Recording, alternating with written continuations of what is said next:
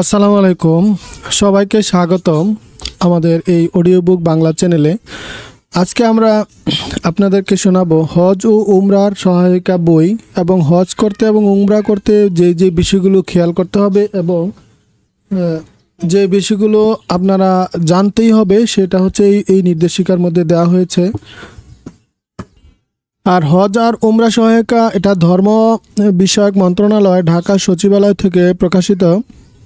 তো চলুন আমরা বিস্তারিত হজ ও উমরা সহায়িকা যে গাইডটি রয়েছে এই বইটি সম্পর্কে আপনাদেরকে সমস্ত বিষয়গুলো তুলে ধরার চেষ্টা করছি।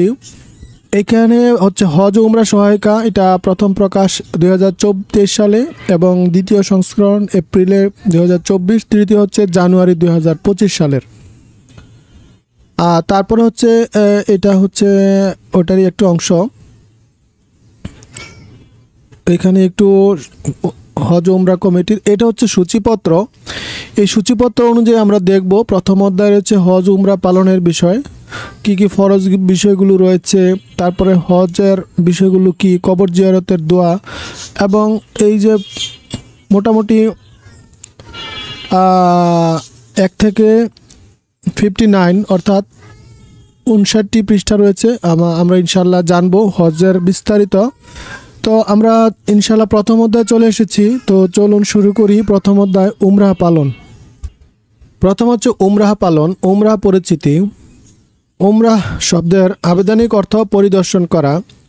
আল্লাহর সন্তুষ্টি লাভের উদ্দেশ্যে মিকাত হতে ইহরাম করে শরিয়া নির্দেশ পন্থায় পবিত্র কাবা শরীফ তাওয়াফ ও সাফা মারওয়া সাই করাকে উমরাহ বলে। এই উমরার ফজিলত কি?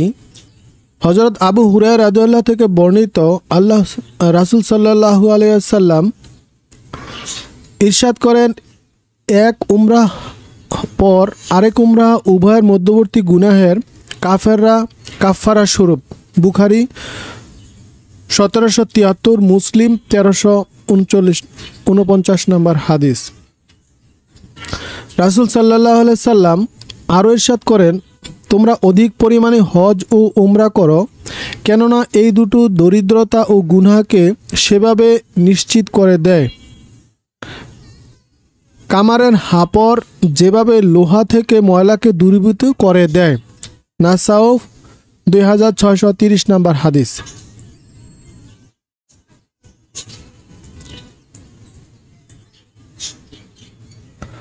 তারপর হচ্ছে উমরার বিধান। সামর্থ্যবান মুসলমানদের উপর জীবনে একবার উমরা পালন করা সুন্নতে মুআক্কাদা। 2, 8ই জিলহজ থেকে 8ই জিলহজ থেকে 12ই জিলহজ পর্যন্ত হজের 5 দিন উমরা করা মাকরুহ। উমরার ফরজ 2টি, যথা 1 নম্বরে ইহরাম করা, 2 নম্বর হচ্ছে বাইতুল্লাহ তাওয়াফ করা। উমরার ওয়াজিব 2টি, যথা সাফা মারওয়া সাই করা, 2 নম্বর হচ্ছে মাথার চুল মুন্ড করা বা ছোট করা। উমরার সুন্নত সমূহ। পুরুষের তাওয়াফে ইস্তেবা অর্থাৎ ডান কাঁধ উন্মুক্ত রাখা এবং প্রথম 3 চক্করে রমল করা অর্থাৎ বীর দর্পে হেলে দুলে চলা। তাওয়াফ শুরু করার সময় হাজরে আসওয়াদকে স্পর্শ ও চুম্বন করা। অপারগ হলে উভয় হাত উত্তোলন করে তাকবীর বলে হাজরে আসওয়াদের উপর রাখার মতো ইশারা করা। তাওয়াফ শেষ করে মাকামে ইব্রাহিমের পেছনে কিংবা মাতাফে অথবা মসজিদে হারামের যে কোনো স্থানে তাওয়াফের 2 রাকাত ওয়াজিব সালাত আদায় করা। সালাত শেষে জমজমের পানি পান করা। সাফা মারওয়ার মধ্যবর্তী সবুজ চিহ্নিত স্থানটিকে পুরুষের মধ্যম গতিতে দৌড়ে চলা। উমরার নিয়ত হচ্ছে আল্লাহুম্মা ইন্নি উরিদুল উমরাতা ফায়াসিরাহ লি ওয়াতা কাব্বাল্লাহি মিন্নি। অর্থ, হে আল্লাহ, আমি উমরা পালনের নিয়ত করেছি, আপনি আমার জন্য যা সহজ করে দিন এবং আমার পক্ষ থেকে তা কবুল করে নিন। তারপর রয়েছে ইহরাম প্রসঙ্গে। ইহরাম কি? ইহরামের পরিচিতি। ইহরাম শব্দের আবেদনিক অর্থ নিষিদ্ধ করা। শরীয়তের পরিভাষায় হজ ও উমরা করতে ইচ্ছুক ব্যক্তির মিকাত থেকে হজ বা উমরার নিয়তে তালবিয়াহ পাঠের মাধ্যমে হজ বা উমরার কার্যাবলীতে প্রবেশ করাকে ইহরাম বলে। ইহরাম সম্পাদনকারীকে মুহরিম বলে। ইহরাম অবস্থা অনেক হালাল কাজও মুহরিমের জন্য হারাম হয়ে যায়।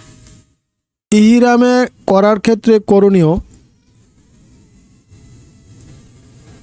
হাত পায়ের নখ কাটা, বগল ও নাভির নিচে পশম পরিষ্কার করা, গুফ ছোট করা। ইহরামের জন্য গোসল বা মিসওয়াক সহ অজু করা। পুরুষের ইহরাম করার পূর্বে সুগন্ধি ব্যবহার করা। ইহরামের পোশাক অর্থাৎ পুরুষের সেলাইবিহীন 2টি চাদর এবং মহিলাদের শরিয়াসমূহ স্বাভাবিক পোশাক পরিধান করা। সেলাইবিহীন কাপড় অর্থ শরীরের অঙ্গের আকৃতিতে তৈরি নয় এমন কাপড়। 2 রাকাত নফল নামাজ আদায় করে হজ ও উমরার নিয়ত করা। পুরুষের উচ্চ স্বরে এবং মহিলাদের নিম্ন স্বরে তালবিয়াহ পাঠ করা। মিকাত অতিক্রমের পূর্বেই ইহরাম করা। যে সকল হজ যাত্রী ঢাকা থেকে সরাসরি মদিনার উদ্দেশ্যে গমন করবেন তাদের ইহরাম করে রওনা হওয়া প্রয়োজন নেই। মদিনা হতে মক্কার উদ্দেশ্যে রওনা হওয়ার সময় মিকাত অতিক্রম করার পূর্বে ইহরাম করবেন। মিকাত কি? মিকাতের পরিচিতি: হজ ও উমরা গমনকারীদের ইহরাম করার জন্য শরীয়তের নির্দিষ্ট স্থানকে মিকাত বলা হয়। ইহরাম ব্যতীত মিকাত অতিক্রম করলে দম ওয়াজিব হয়। মিকাত সমূহ কি কি? 1 নম্বর হচ্ছে ইয়ালাম ইয়েমেন এবং সেই দিক দিয়ে আগতদের মিকাত। আরেকটা হচ্ছে জুল হুলাইফা মদিনাবাসী এবং সেই দিক দিয়ে আগতদের মিকাত। জাতু ইরক অর্থাৎ ইরাকবাসী এবং সেই দিক দিয়ে আগত মিকাত।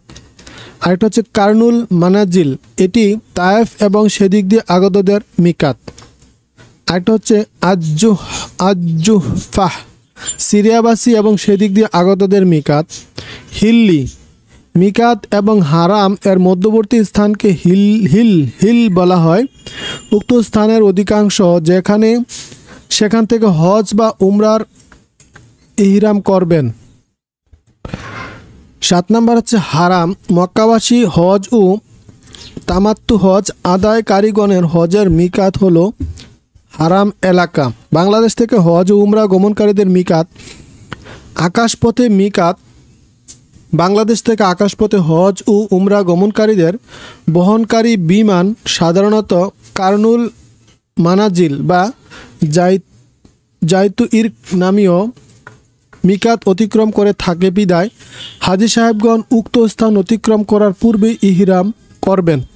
তাহলে বাংলাদেশ থেকে যারা যাবে কারনুল মঞ্জিল বা জাইতুল ইরক অর্থাৎ এই যে জাইতুল ইরক অর্থাৎ ইরাকবাসী যেদিক দিয়ে আগমন করেন, অথবা কারনুল মঞ্জিল এটা অর্থাৎ হচ্ছে তায়েফ এবং সেদিক থেকে আগত ব্যক্তিদের। আর জলপথে যারা যাবেন তাদের জন্য হচ্ছে জলপথের মিকাত। বাংলাদেশ থেকে সমুদ্রপথে হজে গমনকারী ব্যক্তিদের মিকাত হলো ইয়ালাম বরাবর সমুদ্রের স্থান। স্থলপথের মিকাত অর্থাৎ বাংলাদেশ থেকে স্থলপথে গমনকারী যে মিকাত অতিক্রম করে মক্কা শরীফ প্রবেশ করবেন সেটি হলো তার মিকাত। তালবিয়া কি? উচ্চারণটা আমি বলি: লাব্বাইক আল্লাহুম্মা লাব্বাইক, লাব্বাইক লা শারিকা লাব্বাইক, ইন্নাল হামদা ওয়ান নিয়ামাতা লাকাউল মুলক লা শারিকা লাক।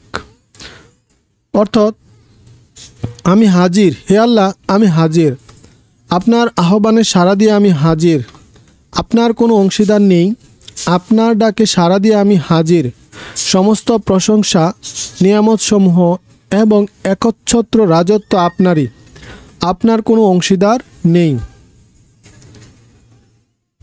তালবিয়ার ফজিলত: নবী সাল্লাল্লাহু আলাইহি ওয়াসাল্লাম ইরশাদ করেন, জিবরাইল আলাইহিস সালাম এসে আমাকে বলল, হে মুহাম্মদ, আপনার সাথীদের উচ্চস্বরে তালবিয়া পাঠের নির্দেশ দিন, কেননা তা হজের অন্যতম নিদর্শন। মুসনাদ আহমদ 21678 নম্বর আয়াত। নবীজি সাল্লাল্লাহু আলাইহি ওয়াসাল্লাম আরও ইরশাদ করেন, কোনো মুসলিম তালবিয়াত পাঠ করলে ডানে বামে পৃথিবীর প্রান্তসীমা পর্যন্ত প্রত্যেকটি বস্তু তালবিয়াত পাঠ করতে থাকে। তিরমিজি শরীফ 828। তালবিয়া পাঠের বিধান। ইহরাম করার সময় নিয়তের সাথে তালবিয়া বা আল্লাহ তাআলার মহত্ব প্রকাশ করা হয় এমন যে কোনো জিকির উচ্চারণ করে একেবারে পাঠ করা ফরজ। বোবা ব্যক্তি উচ্চারণের উদ্দেশ্যে মুখ নাড়বে, আর পুরুষদের উচ্চস্বরে এবং মহিলাদের নিম্নস্বরে তালবিয়া পাঠ করা মনে মনে পাঠ করে আদায় হবে না, পাঠ করলে আদায় হবে না। তালবিয়া যখন পাঠ করবে একসঙ্গে 3 বার পাঠ করা উত্তম। প্রত্যেক স্থান নির্বাচনে তালবিয়া পাঠ করা মুস্তাহাব। তারপর হচ্ছে উমরা ইহরামকারীগণ তাওয়াফ শুরুর পূর্বেই তালবিয়া পাঠ বন্ধ করবে। হজের ইকরামকারীগণ 10 জিলহজ জামারাতে পৌঁছে কঙ্কন নিক্ষেপের পূর্বে তালবিয়া পাঠ বন্ধ করবে। নিষিদ্ধ কার্যাবলী প্রসঙ্গে।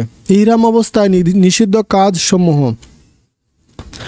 ইহরাম অবস্থায় আপনি যে কাজগুলো করতে পারবেন না সেটা হচ্ছে আতর ও সুগন্ধি ব্যবহার করা, চুল ও নখ কাটা, শিকার করা, পুরুষের সেলাই করা পোশাক পরিধান করা, পুরুষের পায়ের মধ্যবর্তী উঁচু হাড় ঢাকা পরে এমন জুতা পরা, পুরুষের মাথা ও মুখমণ্ডল আচ্ছাদিত করা এবং মহিলাদের চেহারাতে কাপড় লেগে থাকা। মহিলাদের ইহরাম অবস্থায় নিষিদ্ধ কাজসমূহ পুরুষের মতো একই, তবে তাদের জন্য জুতা, মোজা ও হিজাব পরা জায়েজ। হায়েজ ও নিসাব অবস্থায় ইহরাম করা জায়েজ, কিন্তু এই অবস্থায় ইহরামের নামাজ পড়া যাবে না।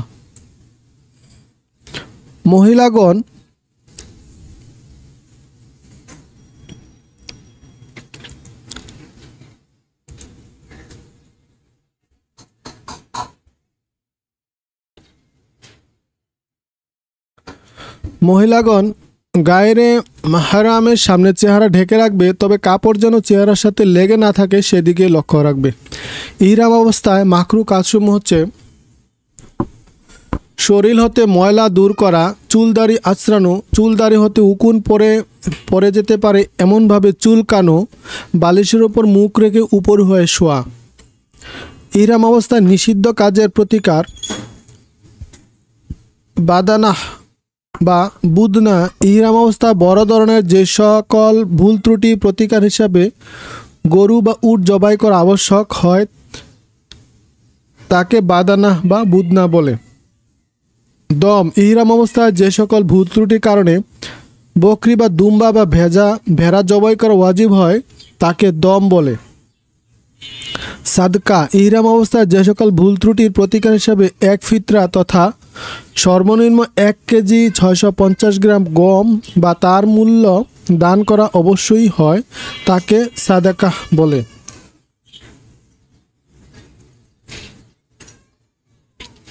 সামান্য সাদাকা। ইহরাম অবস্থায় যে সকল ভুল ত্রুটি প্রতিকার হিসাবে 1 মুষ্টি গম বা 1টি রুটি পরিমাণ সামগ্রী দান করা আবশ্যক হয় তাকে সামান্য সাদকা বলে।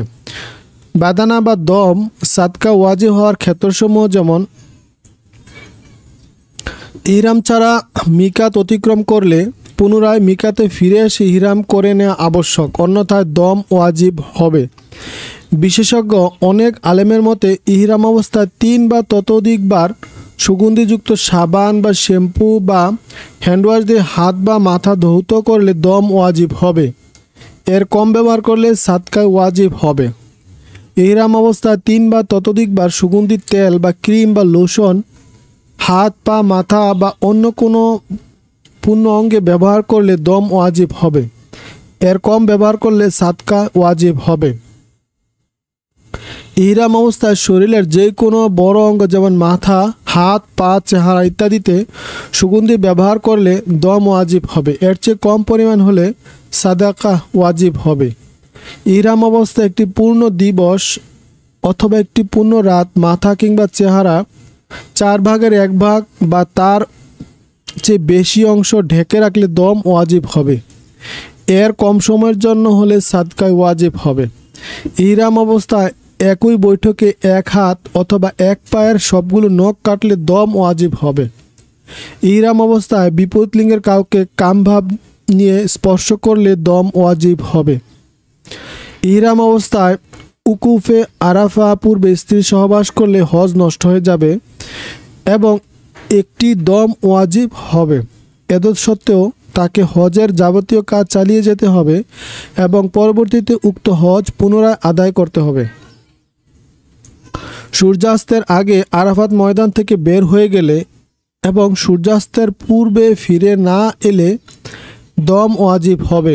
ইহরাম অবস্থায় উকুফে আরাফাত পরেও মাথার চুল মুন্ডানোর আগে সহবাস করলে হজ বাতিল হবে না, তবে একটি বাদানা তথা পুরো একটি গরু বা উট জবাই করা ওয়াজিব হবে। জিলহজের 10 তারিখের কঙ্কন নিক্ষেপ ওই তারিখের সুবে সাদিক থেকে 10 তারিখ সুবে সাদিক মধ্যে সম্পন্ন না করলে দম ওয়াজিব হবে। পাথর নিক্ষেপের আগে কুরবানি করলে দম ওয়াজিব হবে।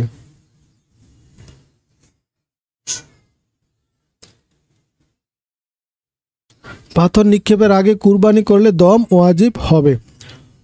হলকের পরে তাওয়াফি জিয়ারতের আগে স্ত্রী সহবাস করলে দম ওয়াজিব হবে। মহিলাদের হায়েজ নিফাস অবস্থায় তাওয়াফ করা নিষিদ্ধ, তবে দেশের উদ্দেশ্যে রওনা হওয়ার পূর্ব পর্যন্ত হায়েজ নিসাব চলমান থাকলে ওই অবস্থায় তিনি ফরজ তাওয়াফ আদায় করবেন। এই কারণে তার উপর একটি বাদানা ওয়াজিব হবে। ফরজ তাওয়াফ বিন অজুতে তার করে ফেললে তা পুনরায় আদায় করা ওয়াজিব, নচেত দম ওয়াজিব হবে। সাফা মারওয়ায় সাই আদায় না করলে দম ওয়াজিব হবে। বিশেষ দ্রষ্টব্য, যে ক্ষেত্রে দম দেওয়া ওয়াজিব সেক্ষেত্রে প্রাণীটি হারামের সীমানার মধ্যে জবাই করে গোশত বিলিয়ে দিতে হবে। এই গোশত নিজে কিংবা স্বচ্ছ কেউ খেতে পারবে না। সাদাকাত ওয়াজিব হলে তাও হারামের সীমানার মধ্যে স্থানীয় মুদ্রায় আদায় করা আবশ্যক। দম ওয়াজিব হয় এমন প্রত্যেক ক্ষেত্রে উক্ত ভুল ত্রুটির জন্য আল্লাহ পাকের দরবারে তাওবা ইস্তেগফার করা উচিত।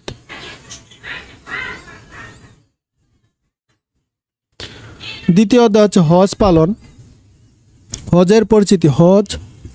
হজের আবিধানিক অর্থ সংকল্প করা, আল্লাহর সন্তুষ্টির উদ্দেশ্যে হজের জন্য নির্ধারিত দিনসমূহে তথা 8 থেকে 12 জিলহজ তারিখে বাইতুল্লাহ, মিনা, আরাফা, মুজদালিফা, জামারা ও সাফা মারওয়া শরিয়া নির্দেশিত বিধানাবলী পালন করাকে হজ বলে।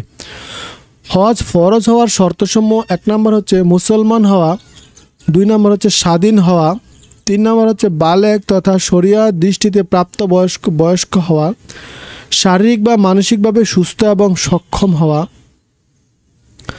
আর্থিকভাবে সমর্থবান হওয়া, অর্থাৎ হজের আনুষ্ঠানিকতার সঙ্গে সংশ্লিষ্ট স্থানসমূহের যাতায়াত ব্যয়, সেখানে থাকাকালীন খরচাদি এবং হজ থেকে প্রত্যাবর্তন পর্যন্ত পরিবার পরিজনের আবাসন ও আবশ্যকীয় ভরণ পোষণের সঙ্গতি থাকা। বিশেষ দ্রষ্টব্য হচ্ছে শরিয়া বিধান অনুসারে মহিলাদের হজের সফরে স্বামী কিংবা মাহারাম সফর সঙ্গী থাকা আবশ্যক। হজের ফজিলত। হযরত আবু হুরায়রা রাদিয়াল্লাহু থেকে বর্ণিত, রাসূল সাল্লাল্লাহু আলাইহি সাল্লাম বলেন, যে ব্যক্তি আল্লাহর সন্তুষ্টি লাভের উদ্দেশ্যে হজ করলো এবং হজ পালনকালে কোনো ধরনের অশালীন কথা ও কাজ কিংবা কোনো গুনাহে লিপ্ত হলো না, সে যেন নবজাতক শিশুর ন্যায় নিষ্পাপ অবস্থায় প্রত্যাবর্তন করলো। বুখারী 1521 নম্বর এবং মুসলিম 3183 নম্বর আয়াত। হযরত আবু হুরায়রা রাদিয়াল্লাহু থেকে বর্ণিত, রাসূল সাল্লাল্লাহু আলাইহি সাল্লাম ইরশাদ করেন, মাবরুর হজ বা মকবুল হজের প্রতিদান জান্নাত ছাড়া আর কিছুই নয়। বুখারী শরীফ 1773 ও মুসলিম শরীফ 1349 এবং 3180। হজের বিধান। সামর্থ্যবান মুসলমানদের উপর জীবনে একবার হজ পালন করা ফরজ। কোনো ব্যক্তির উপর হজ ফরজ হওয়ার পর তিনি দরিদ্র হয়ে পড়লেও হজের ফরজ রহিত হয় না। হজ ফরজ হওয়ার পর শারীরিকভাবে অক্ষম হলে কিংবা যাতায়াতের পথ নিরাপদ না হলে অথবা মহিলা মাহরাম সফরসঙ্গী না পেলে অপেক্ষা করবে, প্রয়োজনে বদলি হজ করাবেন। হজের প্রকারভেদ। হজ 3 প্রকার, যথা ইফরাদ, তামাত্তু ও কিরআন।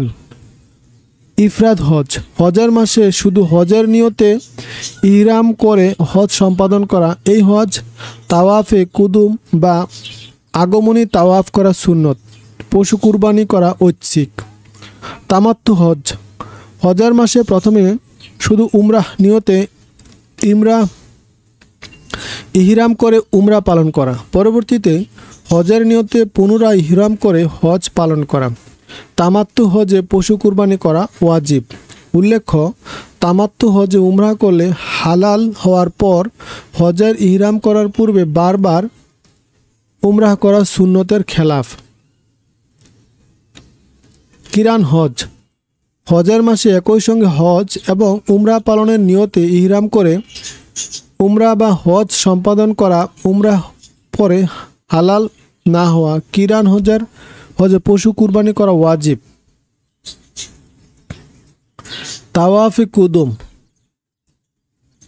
ইফরাদ হজকারী মক্কায় এসে প্রথম যে তাওয়াফ করবেন এবং কিরান হজ আদায়কারী ও উমরাহ তাওয়াফ ও সাই করার পর পুনরায় সে তাওয়াফ করবেন, তা তাওয়াফে কুদুম। হজের নিয়ত।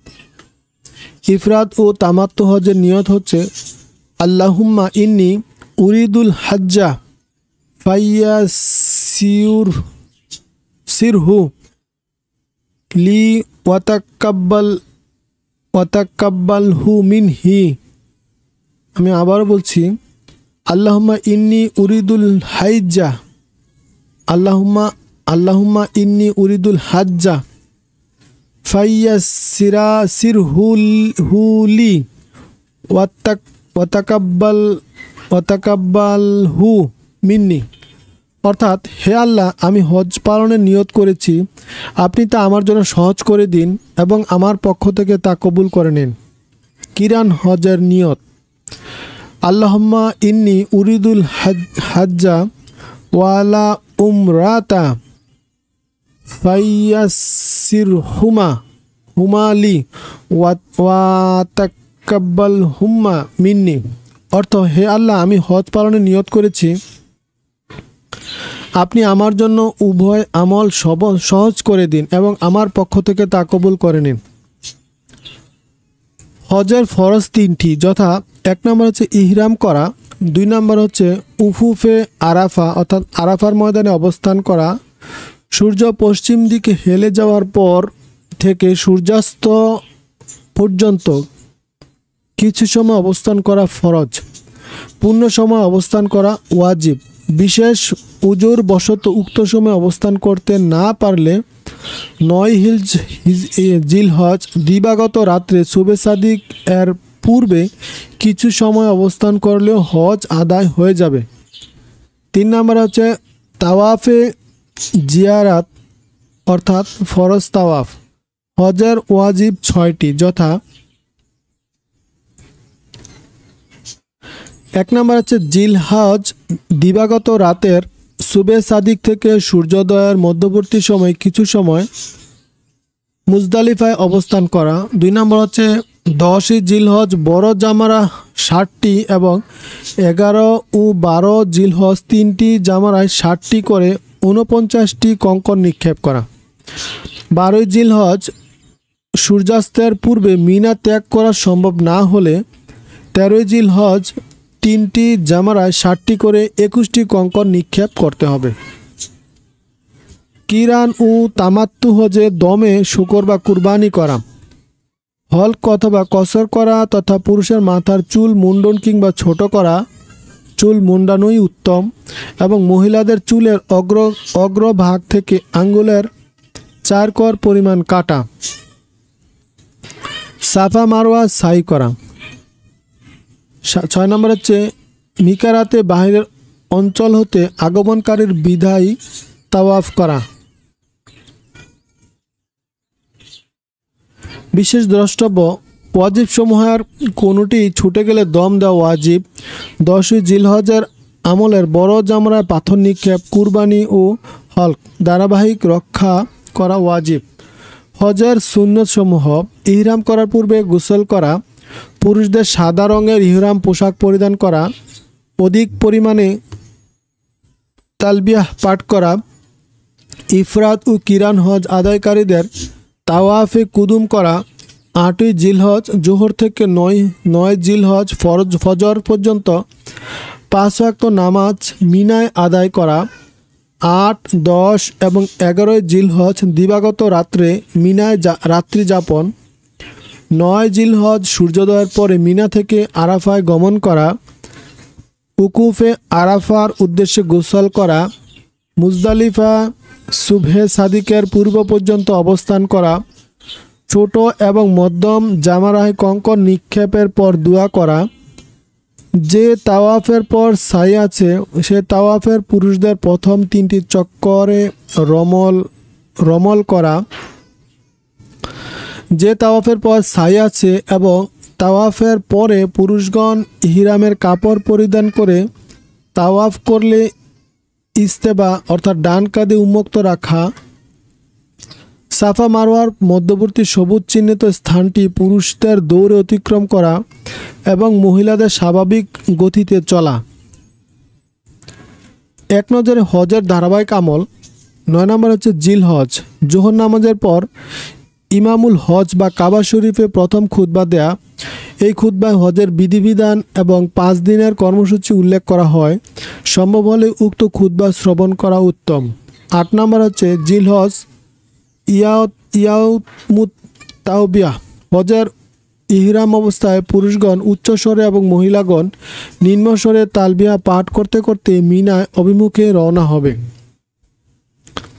8 তারিখ জোহর থেকে 9 তারিখ ফজর পর্যন্ত মিনায় অবস্থান এবং 5 ওয়াক্ত নামাজ আদায় করা। সম্ভব হলে মিনায় মসজিদে খায়েফের নিকটবর্তী স্থানে অবস্থান করা উত্তম।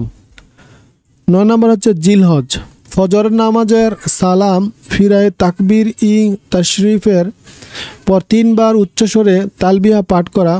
তাকবীর ই তাশরিফ 9 থেকে 13 জিলহজ আসরের নামাজ পর্যন্ত পড়া ওয়াজিব। সূর্য ওঠার পর দোয়া, তাকবীর, তাহলিল ও তালবিয়া পাঠ করতে করতে আরাফার দিকে রওনা করা। সম্ভব হলে আরাফার ময়দানে জাবালে রহমতের কাছাকাছি অবস্থান করা এবং জোহর ও আসরের নামাজ মসজিদের নামিরায় জামাতের সাথে আদায় করা উত্তম।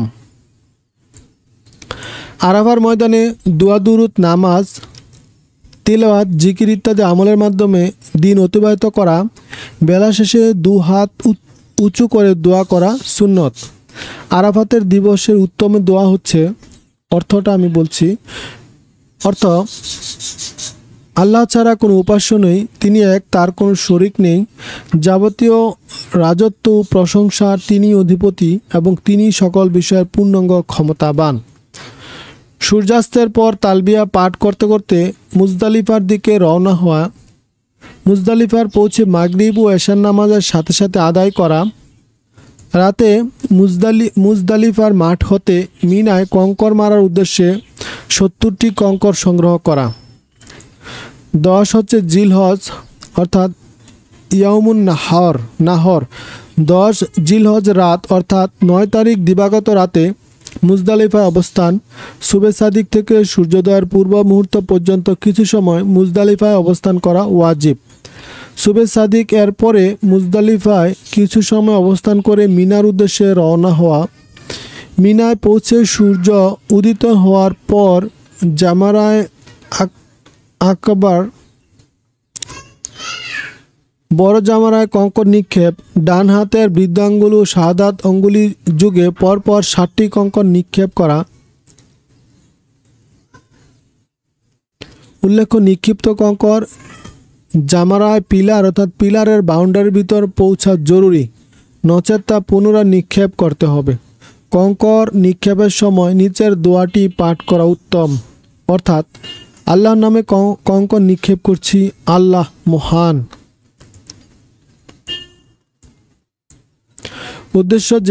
উল্লেখ্য যে শরিয়াসমূহের উজর ও অসুস্থতা ছাড়া প্রতিনিধির মাধ্যমে কঙ্কন নিক্ষেপ করলে ওয়াজিব আদায় হয় না। কিরান ও তামাত্তু হজ পালনকারীদের জন্য কঙ্কন নিক্ষেপের পর কুরবানি করা।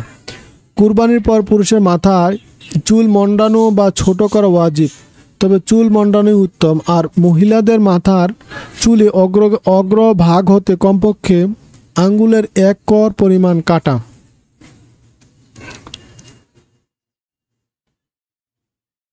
হজের শেষে রুকুন তাওয়াফে জিয়ারা বা ফরজ তাওয়াফ 10 তারিখে সম্ভব না হলে 12ই জিলহজ সূর্যাস্তের পূর্বে অবশ্যই এই তাওয়াফ সম্পূর্ণ করা, অতঃপর ওয়াজিব সাই সম্পূর্ণ করা।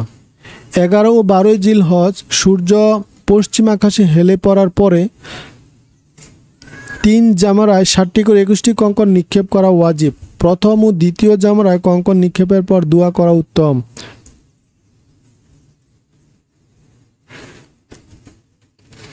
উল্লেখ্য, মক্কা শরীফ থেকে বিদায় ত্যাগে তাওয়াফুল বিদা বা বিদায়ী তাওয়াফ করা ওয়াজিব। বিশেষ দ্রষ্টব্য, বিদায়ী তাওয়াফ করার পর মক্কায় অবস্থানের প্রয়োজন হলে বাইতুল্লাহ সালাত আদায় এবং নফল তাওয়াফ করা যাবে। বদলি হজের পরিচয় ও বিধান। হজ ফরজ হয়েছে এরূপ ব্যক্তি শারীরিকভাবে হজ আদায়ে অক্ষম হলে বা হজে যাতায়াত পথ নিরাপদ না হলে এবং মহিলাগণ হজের সফরসঙ্গী হিসেবে স্বামী অথবা মহরাম না পেলে অন্য কারো দ্বারা হজ করানো ফরজ। এরূপ অক্ষম ব্যক্তি কর্তৃক কাউকে হজে খরচ প্রদানপূর্বক হজ করানোকে বদলি হজ বলে। কোনো ব্যক্তি মৃত্যুর পর বদলি হজ করানোর ওসিয়ত করে গেলে মৃত ব্যক্তির দাফন ও ঋণ পরিশোধের পর মৃত্যুর পরিত্যক্ত সম্পত্তির 1/3 দ্বারা হজ করানো সম্ভব হলে উক্ত ওসিয়ত পূর্ণ করা ওয়ারিশগণের উপর ওয়াজিব। আর বদলি হজের নিয়ম, যে ব্যক্তির বদলি হজ করা হচ্ছে ইহরাম করার সময় তার পক্ষে বদলি হজ আদায়ের নিয়ত করতে হবে। বদলি হজের ক্ষেত্রে ইফরাদ হজ করা উত্তম, কারণ এতে দমে শুকুর অর্থাৎ কুরবানি নেই। তবে তামাত্তু ও কিরান হজও করা যাবে। যিনি নিজে বদলি হজের নিয়ম, যে ব্যক্তির বদলি হজ করার ইচ্ছা ইহরাম করার সময় তার পক্ষে বদলি হজ আদায়ের নিয়ত করতে হবে। 2 নম্বর হচ্ছে বদলি হজের ক্ষেত্রে ইফরাদ হজ করা উত্তম, কারণ এতে দমে শুকুর বা কুরবানি নেই। তবে তামাত্তু ও কিরান হজও করা যাবে। যিনি নিজে পূর্বে হজ করেননি তার দ্বারা বদলি হজ করানো প্রসিদ্ধ মতে মাকরু ও ঝুঁকিপূর্ণ। বদলি হজকারী হজের যাবতীয় আহকাম বা নিয়মকানুন অন্যান্য হাজিদের মতোই সম্পাদন করবে। হজ ও উমরা সফরে নামাজ পূর্ণ ও কসর করা। হজ উমরাকারী যাতায়াতের পথে নামাজ কসর করবেন। গন্তব্যে পৌঁছে একই স্থানে 15 বা তার বেশি দিন অবস্থানের নিয়ত করলে পূর্ণ নামাজ, আর 15 দিনের কম থাকার নিয়ত করলে নামাজ কসর করবেন। তবে স্থানীয় ইমামদের সাথে জামাতে পড়লে ইমামের অনুসরণ করা ওয়াজিব। মিনা ও আরাফায় নামাজ কসর করা অথবা পূর্ণ করা এবং আরাফার তাঁবুতে জোহর ও আসর একত্রে বা পৃথকভাবে আদায় করার বিষয়ে মাযহাব ভেদে ভিন্ন ভিন্ন মত লক্ষণীয়। এই সকল ক্ষেত্রে মতবিরোধে না গিয়ে উপস্থিত ইমাম ও আলেম ওলামাদের অনুসরণ করা উত্তম। তাওয়াফ কি? তাওয়াফের পরিচয়। তাওয়াফের আবিধানিক অর্থ প্রদক্ষিণ করা। আল্লাহ সন্তুষ্টির উদ্দেশ্যে শরিয়া নির্দেশিত পন্থায় কাবা ঘরে 7 বার প্রদক্ষিণ করাকে তাওয়াফ বলে। তাওয়াফের নিয়ত, হে আল্লাহ, আপনি আমার পবিত্র ঘর তাওয়াফ করার নিয়ত করছি, অতএব আমার জন্য তা সহজ করে দিন এবং আমার পক্ষ থেকে তা কবুল করে নিন। তাওয়াফের নিয়ত, তাওয়াফের শুরুতে সম্ভব হলে কাউকে কষ্ট না দিয়ে হাজরে আসওয়াদ স্পর্শ ও চুম্বন করা সুন্নত। হাজরে আসওয়াদ চুম্বন করার জন্য কোনো মুসলিমকে কষ্ট দেওয়া গুনহের কাজ। চুম্বন করা সম্ভব না হলে হাজরে আসওয়াদ বরাবর এসে বাইতুল্লাহর দিকে তাকানো। বিসমিল্লাহি আল্লাহু আকবার লা ইলাহা ইল্লাল্লাহু ওয়ালিল্লাহিল হামদ ওয়াসসালাতু ওয়াসসালামু আলা রাসূলিল্লাহ বলে দুই হাত উঠিয়ে হজরে আসওয়াদের উপর হাত রাখার মতো ইশারা করে হাতে চুম্বন খেয়ে তাওয়াফ শুরু করা। কাবার ঘরকে নিজের বাম পাশে রেখে হাতিমের বাহিরে দিয়ে তাওয়াফ করা। হাজরে আসওয়াদ থেকে শুরু করে হাজরে আসওয়াদ পর্যন্ত পুনরায় ঘুরে আসলে এক চক্কর পূর্ণ হয়। এভাবে 7 চক্কর একটি তাওয়াফ সম্পন্ন হয়। পুরুষদের তাওয়াফের প্রথম 3 চক্কর রমল করা অর্থাৎ বীরের মতো হেলে দুলে চলা সুন্নত। প্রত্যেক চক্করের শুরুতে বিসমিল্লাহ আল্লাহু আকবার বলা। তাওয়াফের সময় বাইতুল্লাহর দিকে সিনা ঘুরানো এবং ইচ্ছা করে তাকানো মাকরুহ। তাওয়াফের সময় বাইতুল্লাহর দিকে সিনা ঘুরে এবং ইচ্ছা করে তাকানো মাকরুহ। প্রতি চক্করে হাজরে আসওয়াদের মতো রুকুনে ইয়ামানি স্পর্শ করাও সুন্নত। তবে স্পর্শ করতে না পারলে তার প্রতি ইশারা করার কোনো বিধান নেই। তাওয়াফের জন্য শরিয়া কোনো দোয়া নির্দিষ্ট করেননি। তবে তাওয়াফে আরবিতে বা নিজের মাতৃভাষায় যে কোনো দোয়া, তাকবীর, তাহলিল, দুয়া, সালাম ও জিকির করা যাবে। নবী সাল্লাল্লাহু আলাইহি ওয়াসাল্লাম প্রথম 3 বার 3 চক্করে নিম্নের দোয়া করতেন, অর্থাৎ আল্লাহুম্মা আল হাজ্জাম মাবরুরান ওয়া জানবান মাগফুরান ওয়া সাইয়ান মাশকুরান, অর্থাৎ হে আল্লাহ, আপনি এই হজকে কবুল হজ ও গুনাহ মাফের উপকরণে পরিণত করুন এবং এই প্রচেষ্টাকে কবুল করুন। রুকুনে ইয়ামানি থেকে হজরে আসওয়াদ পর্যন্ত দোয়া করবেন, অর্থাৎ হে প্রভু, আপনি আমাদের দুনিয়া ও আখিরাতের কল্যাণ দান করুন এবং জাহান্নামের শাস্তি থেকে আমাদের রক্ষা করুন। তাওয়াফ শেষ করে 2 রাকাত ওয়াজিবুত তাওয়াফ নামাজ মাকামে ইব্রাহিমের পেছনে আদায় করা উত্তম। অপরাগতাবশত মাতাফ কিংবা মসজিদে হারামের যে কোনো স্থানে উক্ত নামাজ আদায় করা যাবে।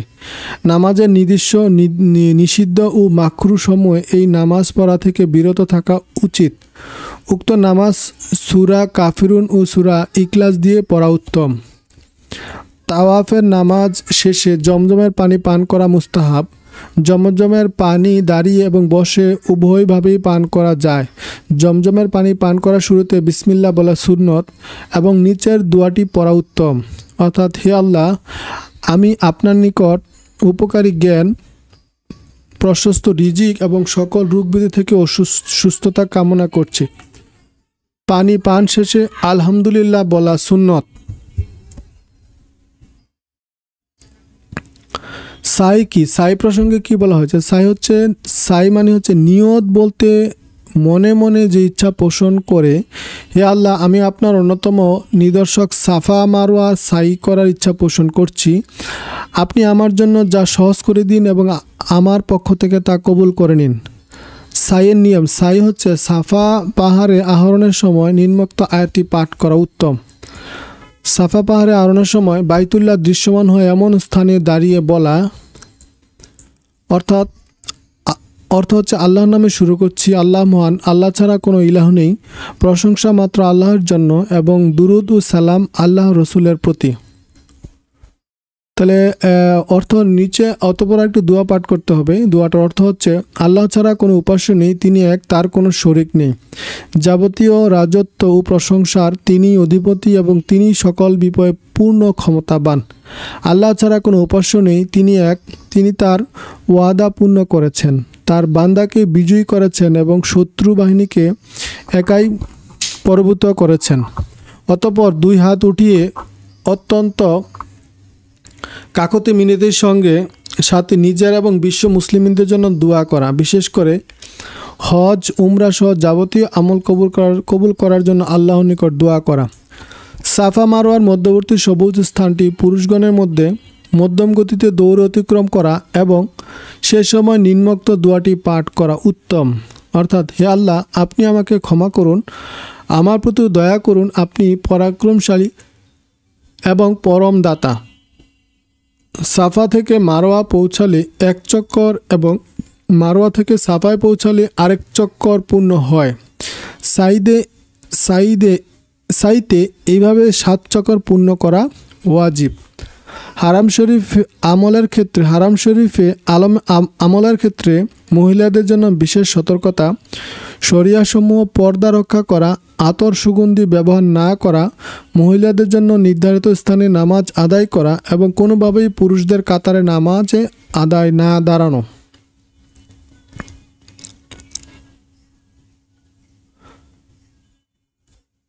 মক্কা আল মুকাররমা দুয়া কবুলের বিশেষ স্থান হচ্ছে মাতাফ তাওয়াফের জায়গা, অর্থাৎ কাবা শরীফের উপর যখন প্রথম দৃষ্টি পড়ে।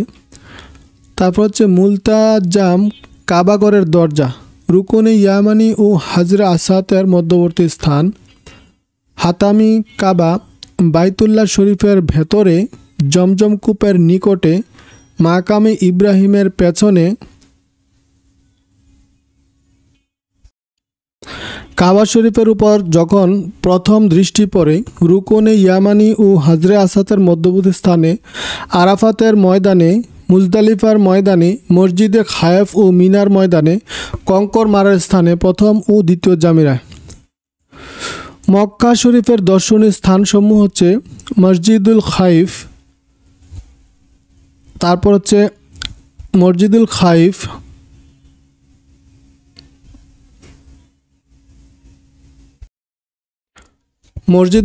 মিনা থেকে দক্ষিণ পাশে মসজিদে খায়েফ অবস্থিত। বিদায় হজের সময় মহানবী সাল্লাল্লাহু আলাইহি সাল্লাম মিনার এই স্থানে অবস্থান করেছিলেন এবং 70 জন নবীও মসজিদে নামাজ আদায় করে মর্মে বর্ণনা করেছেন। তারপর হচ্ছে মসজিদুত নামিরা, আরাফাত ময়দানের দক্ষিণ দিকে এই মসজিদটি অবস্থিত। বিদায় হজের সময় আরাফাতের দিনে রাসূল সাল্লাল্লাহু আলাইহি সাল্লাম এই স্থানে নামাজের ইমামতি করেছিলেন। পরবর্তীতে এখানে মসজিদটি নির্মাণ করা হয়। আরাফাত ময়দান 9 জিলহজ বা ইয়ামুল আরাফা হাজিগণের এখানে উপস্থিত হওয়া ফরজ। এই ময়দানে হজরত আদম আলাইসাল্লাম ও বিবি হাওয়া আলাইসাল্লামের সাক্ষাৎ ঘটে। এখানে অবস্থিত মসজিদে নামিরা হতে হজের খুতবা দেওয়া হয়। জাবালে রহমত আরাফাতের ময়দানে অবস্থিত এই পাহাড়ের হতে নবী সাল্লাল্লাহু আলাইহি সাল্লাম বিদায় হজের খুতবা দিয়েছিলেন।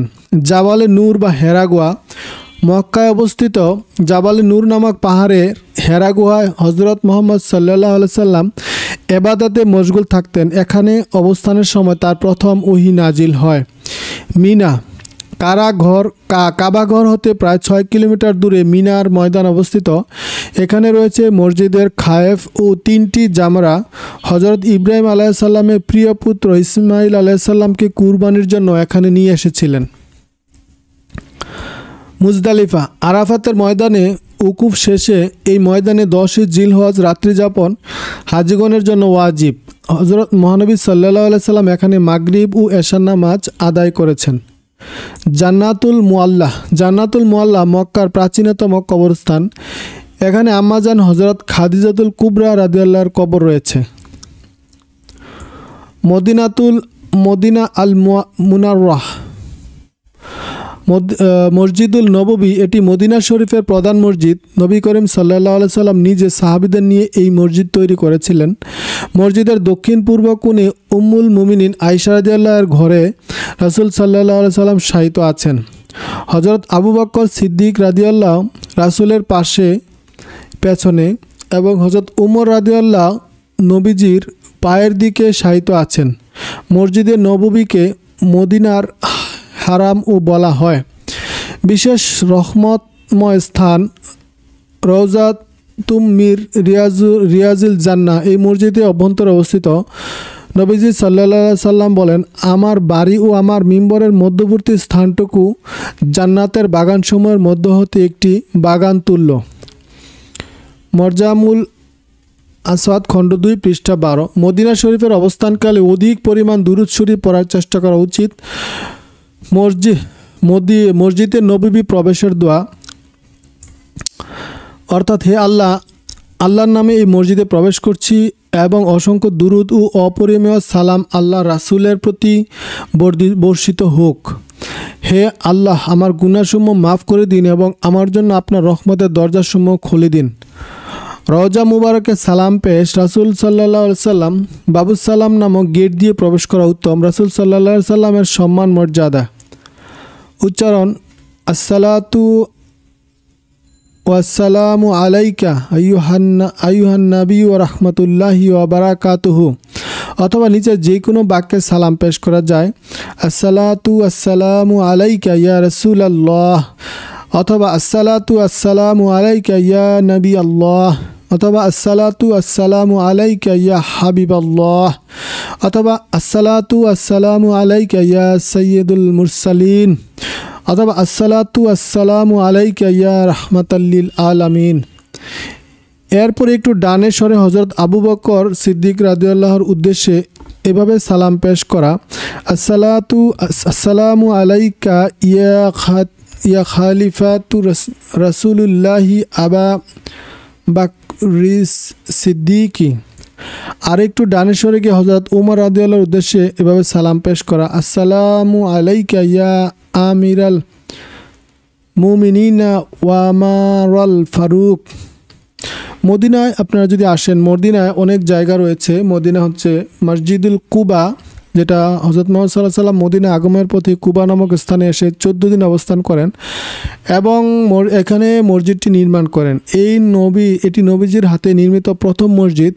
আল কোরআনে সূরা তাওবা এর 108 নম্বর আয়াতে মসজিদের আলোচনা রয়েছে। এই মসজিদের নামাজ আদায়ের ফজিলত প্রসঙ্গে হাদিস শরীফে উল্লেখ আছে, মসজিদের কুবায় 2 রাকাত নামাজ একটি উমরার সমান। সুবহানাল্লাহ। তিরমিজি শরীফ 324। তারপরে রয়েছে মসজিদুল কিবলাতাই, মসজিদুল জুমারাহ, মসজিদুল গামামাহ, মসজিদুল মিকাত, উহুদ যুদ্ধের ময়দান, জান্নাতুল বাকি।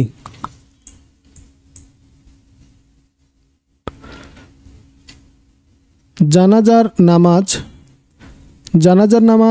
নামাজ ফরজে কিফায়াহ। মসজিদুল হারাম ও মসজিদুল নববীতে প্রায় প্রতি ওয়াক্ত ফরজ নামাজের পর জানাজার নামাজ হয়। জানাজার নামাজে অংশগ্রহণ একটি ফজিলতপূর্ণ ইবাদত। রাসূল করিম সাল্লাল্লাহু আলাইহি সাল্লাম ইরশাদ করেন, কোনো মাইয়াতের জানাজায় নামাজ আদায় করলে উহুদ পাহাড় পরিমাণ নেকি অর্জিত হয়। সহিহ মুসলিম। জানাজা নামাজের ফরজ 3টি: নিয়ত করা, দাঁড়িয়ে নামাজ আদায় করা, 4 তাকবীর বলা। জানাজা নামাজের 3টি সুন্নত: প্রথমে তাকবীরের পর সানা পড়া, দ্বিতীয় তাকবীরের পর দুরুদ ইব্রাহিম পড়া, তৃতীয় তাকবীরের পর নির্ধারিত দোয়া পড়া। বাংলা উচ্চারণ: আল্লাহুম্মা গফিরলি হাইয়ানা ওয়া মাইয়িতানা ওয়া শাহিদিনা ওয়া গায়িবিনা ওয়া সাগীরিনা ওয়া কাবীরিনা ওয়া জাকারিনা ওয়া আনসানা আল্লাহুম্মা মান ইয়াহতাহু মিন্না ফাআহইয়ানা আলাল ইসলাম ওয়া মান তাওয়াফাইতাহু আলাল ঈমান। হজ ও উমরা বিষয়ক কিছু প্রশ্ন রয়েছে। ইসলামের উমরার উদ্দেশ্য বিধান কি? যার হজের সামর্থ্য নেই কিন্তু উমরার সামর্থ্য আছে, তার উপর সারা জীবনে একবার উমরা করা সুন্নতে মুআক্কাদা। স্বামী বা মাহরাম সফরের সঙ্গী না থাকলে বা সঙ্গীর হজের ব্যয় নির্বাহের সামর্থ্য না থাকলে নারী কিভাবে ফরজ হজ আদায় করবেন? তিনি অপেক্ষা করবেন, উক্ত সমস্যার সমাধান না হলে বদলি হজ করাবেন। হজ ফরজ হওয়ার পর দরিদ্র হয়ে পড়লে কি হজের ফরজ রহিত হয়ে যায়?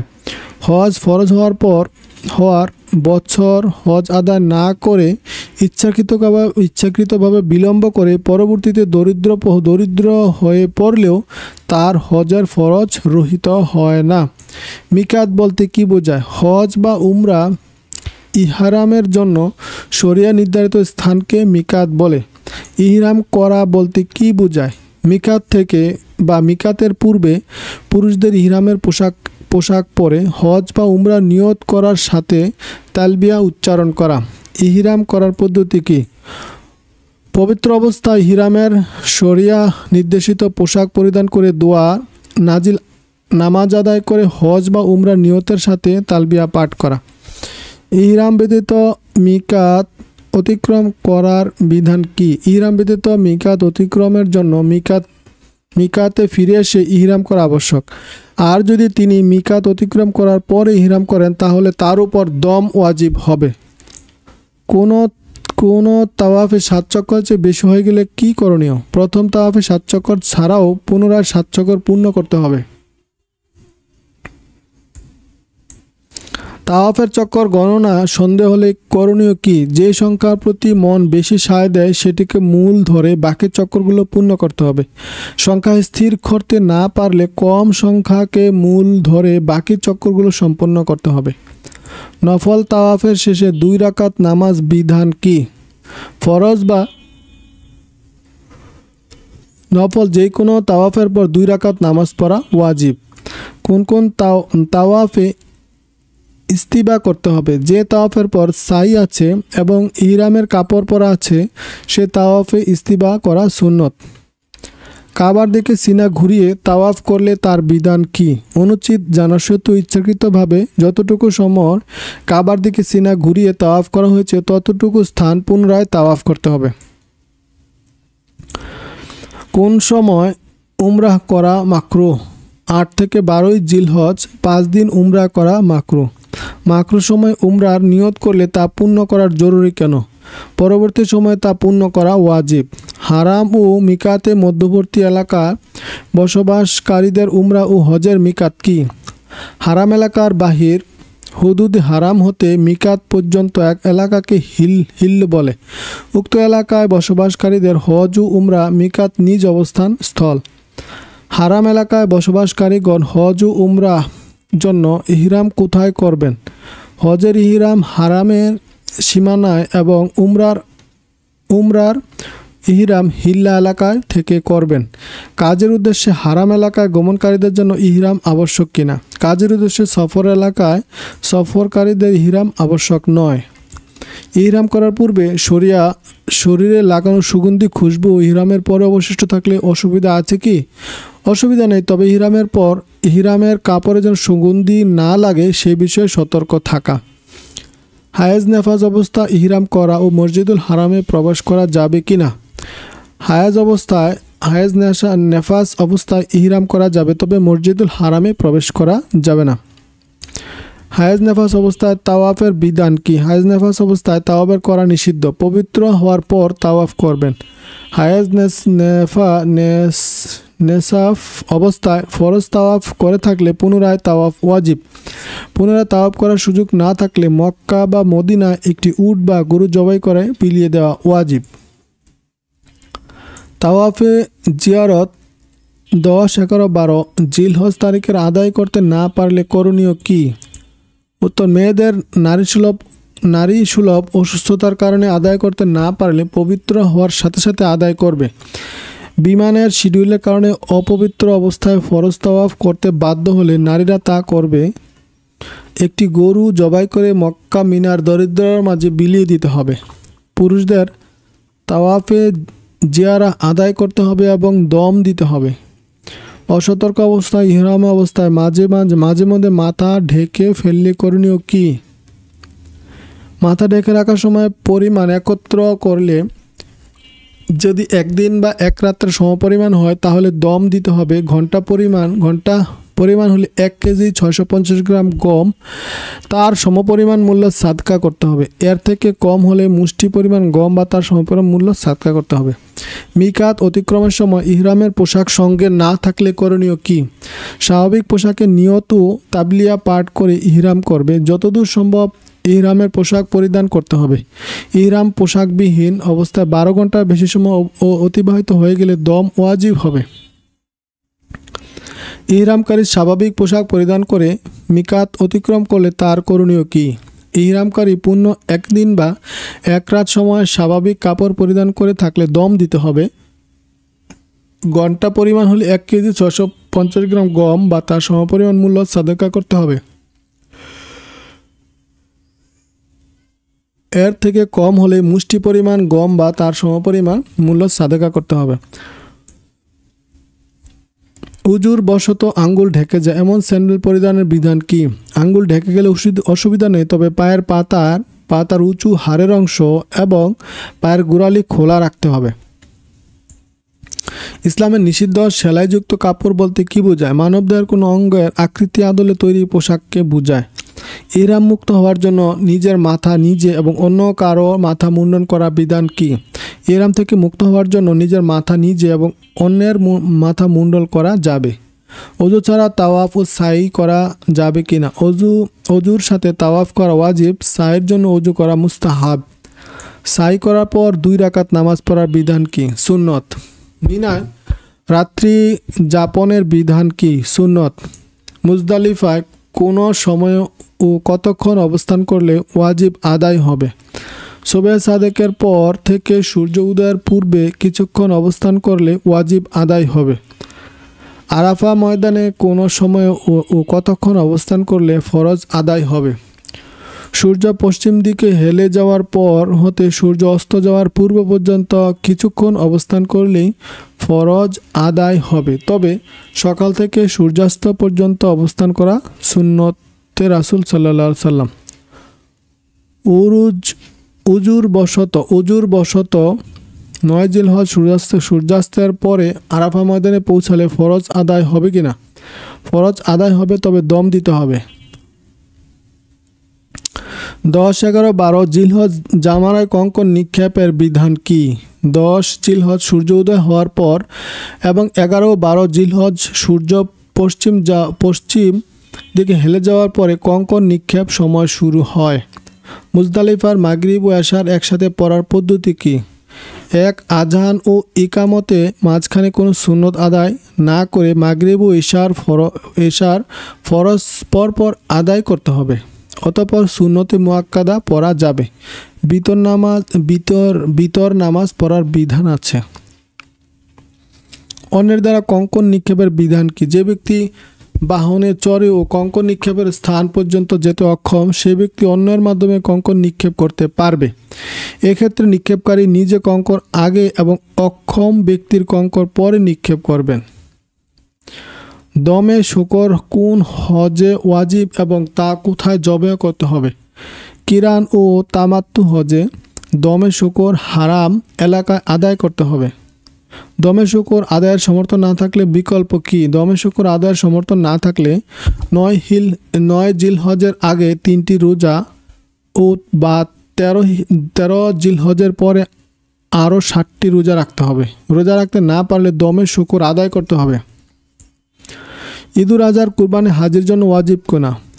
হাজি যদি মক্কা শরীফে মুকিম হয়ে যায় এবং তার সাথে জাকাত ওয়াজিব হওয়ার সমপরিমাণ সম্পদ থাকে, তাহলে তার উপর ঈদুল আজহার কুরবানি ওয়াজিব হবে এবং কুরবানি নিজ দেশে আদায় করতে হবে।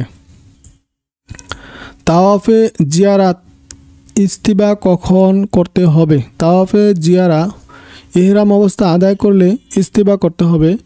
হিল ও হারাম এলাকায় বসবাসকারীদের বিদায় তাওয়াফের বিধান কি? হিল ও হারাম এলাকায় বসবাসকারীদের জন্য বিধান তাওয়াফ নেই। ভিড় এড়ানোর জন্য 10ই জিলহজ সূর্যোদয়ের আগে মহিলাদের কঙ্কন নিক্ষেপ জায়েজ কিনা? জায়েজ। উমরা ও হজের তালবিয়া পাঠ কখন বন্ধ করতে হবে? উমরার ক্ষেত্রে তাওয়াফ শুরু করার পূর্বে, হজের ক্ষেত্রে বড় জামারায় কঙ্কন নিক্ষেপের পূর্বে। পুরুষ হাজি মাথার একাংশের চুল কাটলে ইহরাম মুক্ত হবে কিনা? মাথার সম্পূর্ণ চুলের কমপক্ষে 4 ভাগের 1 ভাগ ছোট করা বা মুন্ডানো ওয়াজিব। এর চেয়ে কম কাটলে ইহরাম মুক্ত হবে না। ফলে ইহরাম অবস্থায় থাকলে যে সকল কাজ নিষিদ্ধ ছিল সে সকল কাজ এই অবস্থায় নিষিদ্ধ হবে। পুরো মাথা চুল মুন্ডানো ও ছোট করা সুন্নত। নবীজির সম্মুখ দিয়ে চলাচল করা নামাজিদের সম্মুখ দিয়ে চলাচল করা যাবে কিনা? নামাজরত ব্যক্তির সম্মুখ দিয়ে চলাচল করা মাকরুহ। দমে শুকুর ব্যাংকের মাধ্যমে আদায় করা জায়েজ কিনা? হ্যাঁ, জায়েজ। তো এই ছিল মোটামুটি আমাদের হজের বিধানের বইটি, উমরা ও হজ ও উমরার সহায়িকা গাইডটি। তো যারা বইটি শুনছেন তাদেরকে অসংখ্য ধন্যবাদ। এটার মাধ্যমে আপনার হজ এবং উমরার বিভিন্ন সহায়ক যে বিষয়গুলো ছিল আপনারা জানতে পেরেছেন। তো আপনারা ভালো থাকুন, সুস্থ থাকুন। হজ ও উমরা যাদের উপর ফরজ হয়েছে, আল্লাহ যেন তাদেরকে হজ এবং উমরা করার জন্য আল্লাহ তৌফিক দান করেন এবং আমরা যেন সবাই হজ এবং উমরা করতে পারি। আল্লাহ যেন আমাদেরকেও তৌফিক দান করেন। আমিন। আসসালামু আলাইকুম ওয়া রাহমাতুল্লাহি ওয়া বারাকাতুহু।